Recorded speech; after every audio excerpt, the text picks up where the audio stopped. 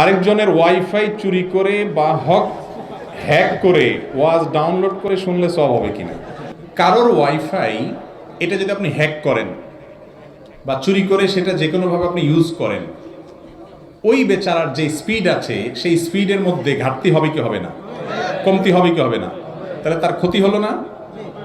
জিনিসটা তার, এটার বিলটা সে দিচ্ছে, আপনি আলগা খাইতেছেন যে সেখানে, আপনি আলগা খাইতে যাইয়া তার স্পিড কমায়া তার ক্ষতি করতেছেন, চুরি করতেছেন। এটাও চুরি, এটাও না যায়, এটাও গুনাহ। এটা করতে পারেন না আপনি। আপনি হয় তার পারমিশন নেবেন।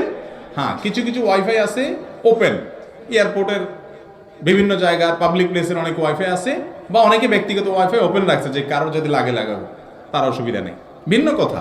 কিন্তু সে একটা পাসওয়ার্ড দিছে, তার মানে সেটা সবাইকে দিতে চায় না।